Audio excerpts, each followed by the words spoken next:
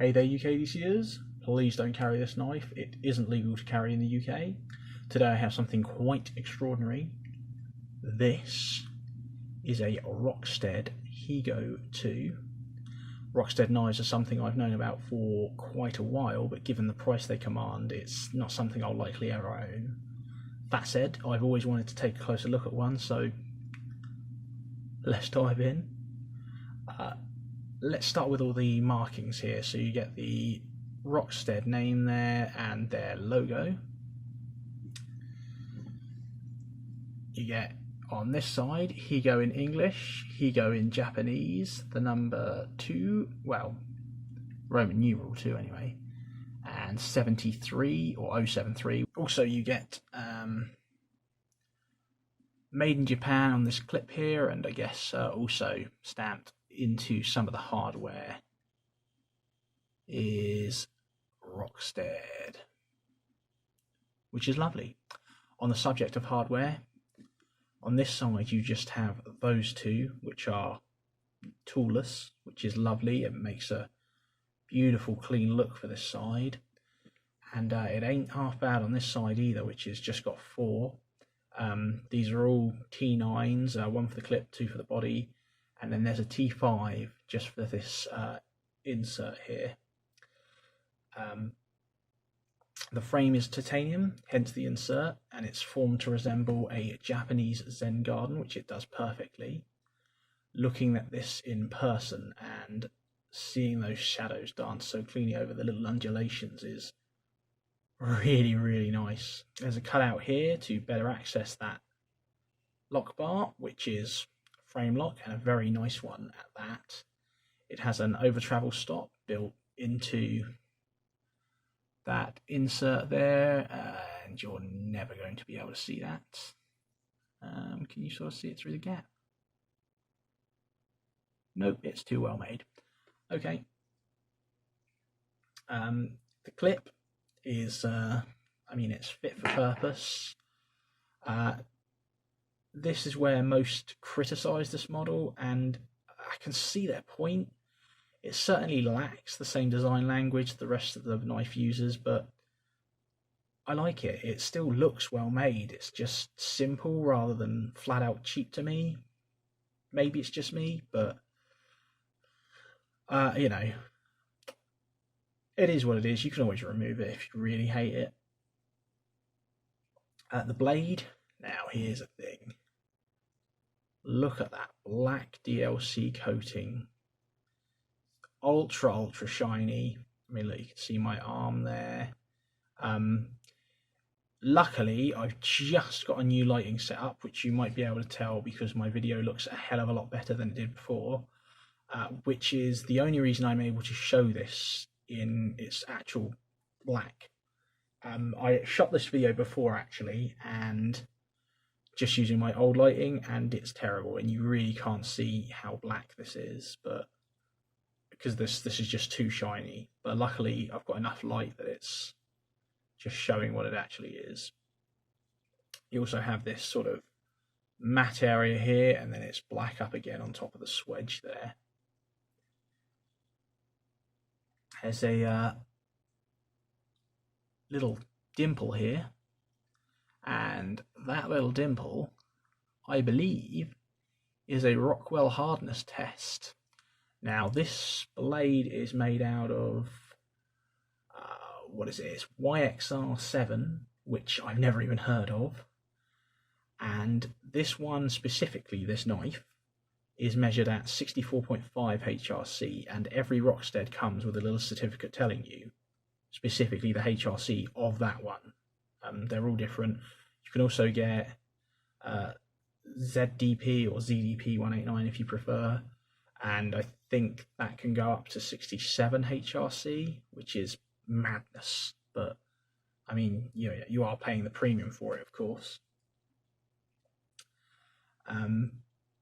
You're going to appreciate that high hardness, however, though, because this is not an easy knife to sharpen.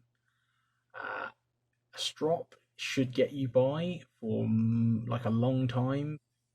To that end, I've actually found a video, albeit in, I think, German, it might be Dutch, I don't know, of a gentleman cut testing.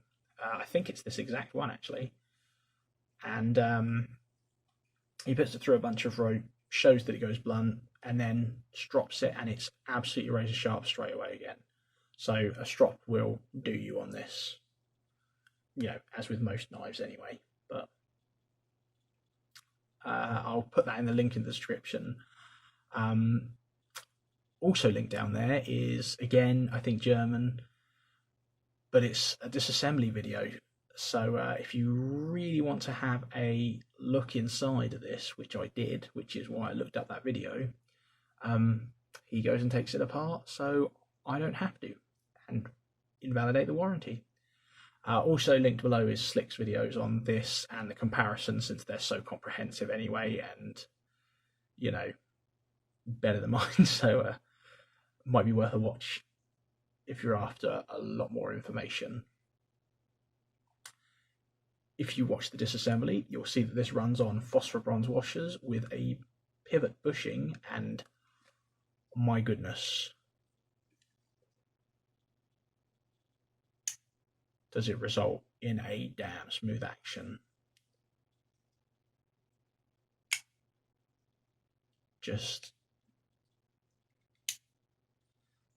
And you hear that little click as well, and then they do it so well. You have these dual thumb studs, which are angled to give your thumb the perfect place to rest. It sort of almost captures it in that little indent there, along with this jimping here. And the only problem with this is that opening this with those thumb studs does tend to cause me, when I hit that detent, to just leave a thumbprint there. And I can avoid it if I really try, but if I was using this, just pulled it out of my pocket to use, there'd be thumbprints all over this. However, there is that little extension here on the blade, and I think that might be to just break that detent slightly, and then you don't have to touch. It's just nice and smooth and nice and easy. I could be wrong, that's an absolute guess, but it does work really well for breaking that detent. So yeah, it is just perfectly centered.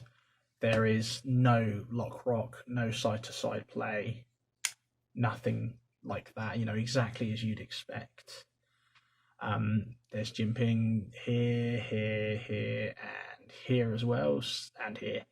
So it's like perfect in, a choked up grip. If you want to really get into this little choil area here, you get the jimping for that, as well as the jimping up here.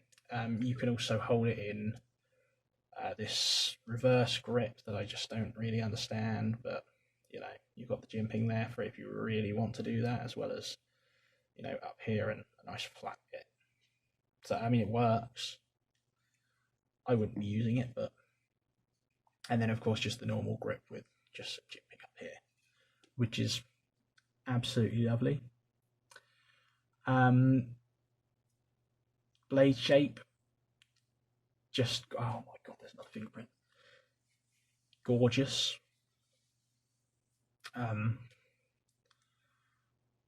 You have a beautiful swedge up top, then the matte, then this wonderful convex grind, which I've also never experienced. And let me tell you, the convex grind on this does nothing to slow down the edge from just slicing through things. This is a super sharp piece, and it'll last a long time with that hardness, I reckon. Once the edge is knackered, Rockstead do offer a lifetime sharpening service, sort of like Benchmade's Life Sharp. That said, you do have to send it back to Japan, and these often cost over £1,000.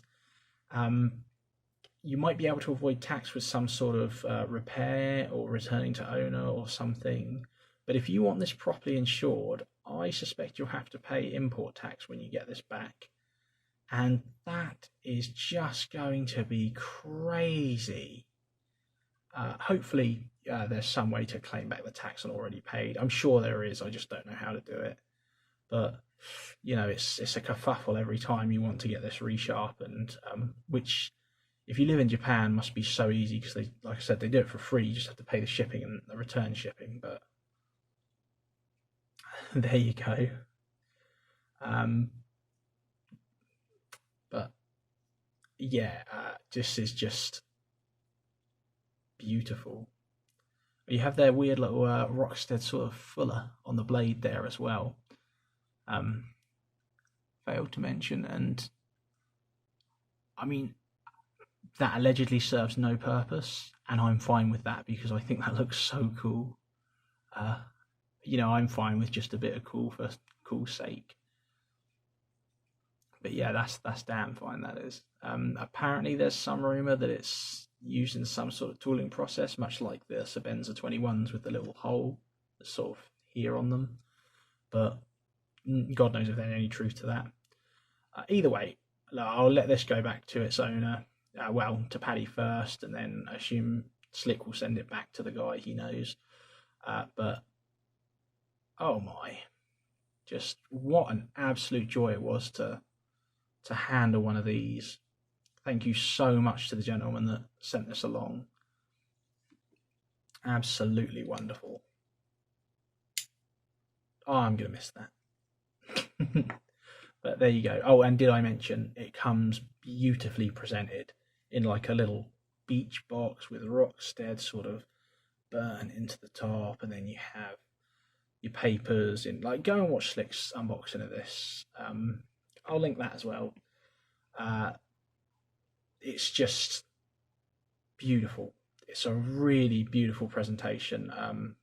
You should hope so for the money you're paying for this, but good grief, they really do it right. But there you go, the Rockstead Higo II.